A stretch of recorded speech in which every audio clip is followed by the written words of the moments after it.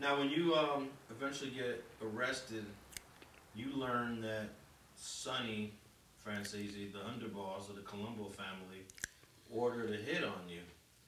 Is that true? Yes. I was not fearful. I was very disappointed on Sonny.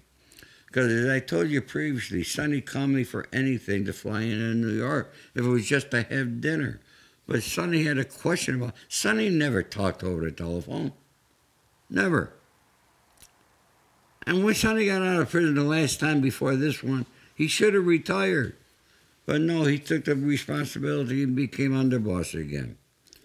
And the guy, his golden boy, was this guy Furtado. And Sonny was going to make this guy, and this guy wore a wire on every one of us.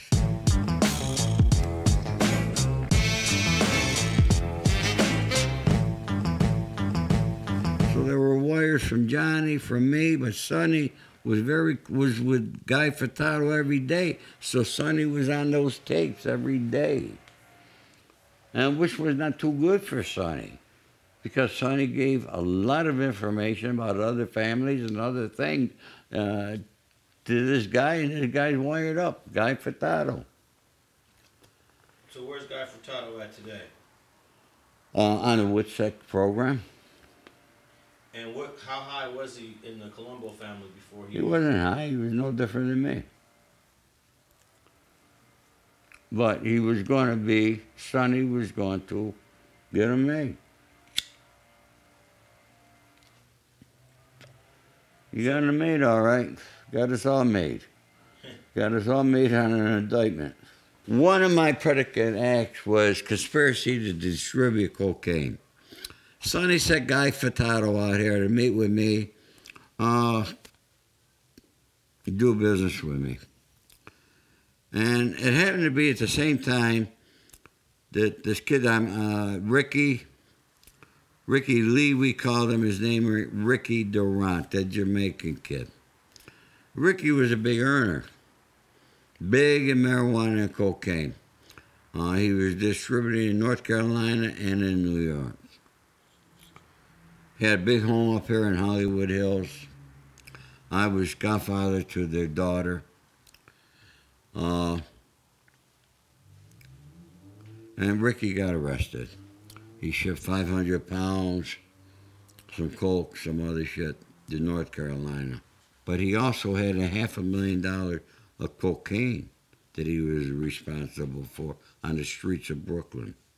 Now here's Guy Furtado sitting on my couch. Ricky Lee's in downtown Los Angeles, MDC. I'm getting him lawyers, lawyering him up. But Ricky's calling every 10 minutes, just like Jack was. When Jack was in prison, he's calling people every 10 minutes. Now, when you're in prison, you get 300 minutes a month. The only way you're calling every 15 minutes is when you're in the consular's office. That's the only way. Jack was doing 300 minutes a day on the phone.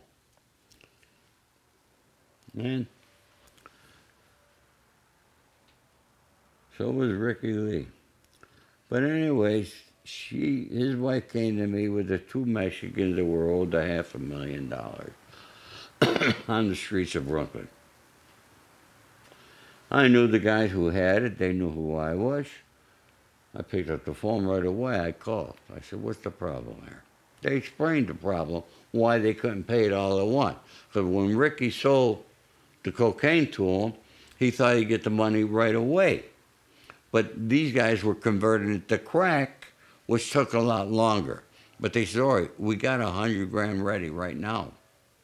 And Furtado says, I could have somebody pick that up. Well, he's sitting right there. He can call the guy in New York, pick it up, no big deal.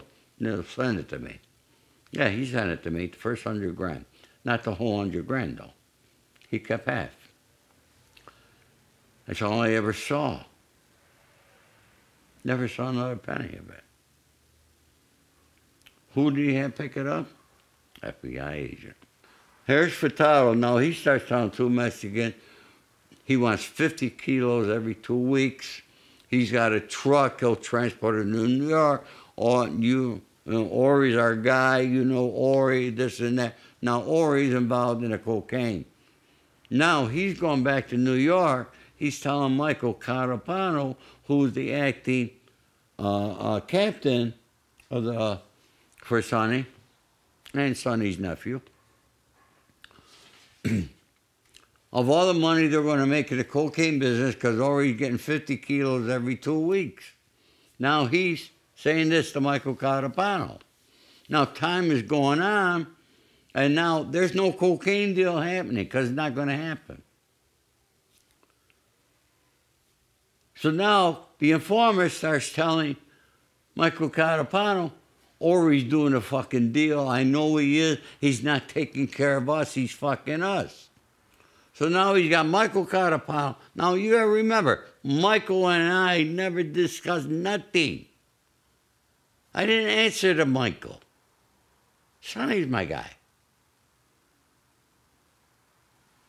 No conversation between me and Michael about cocaine. But who gets the cocaine conviction? Me and Michael. That's what Michael got convicted of. So you and Michael Catapano got convicted of the same We thing? got convicted of a crime that never happened, never was going to happen, and because the informant pissed off Catapano so much, he went to Sonny to get permission to whack me. Which in prison, when Michael was there for a short period of time, he got bail right away. I'm the only guy that couldn't get bail. Figure that one out. So did you ever talk to Michael Catapano again after your indictment? We had a discussion in the library at Metropolitan Department. Let's put it that way. Okay. And how did that discussion go? My way. In this indictment, it said that you were facing a life sentence along with Christopher Kurnovic, Joseph Compatiello, Dino Calabro, and Thomas Gioeli, while Michael Catapano was facing 40 years in prison. Why were you facing a life sentence, and why was Michael Catapano facing 40 years? If that doesn't matter, it probably doesn't even matter. He had many more charges than I did. For you, at the age of 63, 40 years was a life sentence anyways. Yeah. If you would have got 40 years. But you were facing life, he was facing 40. Was there any reasons why there were different years attached to different defendants? Yeah. Mine was, they had me on the cocaine conspiracy, that 50 kilos.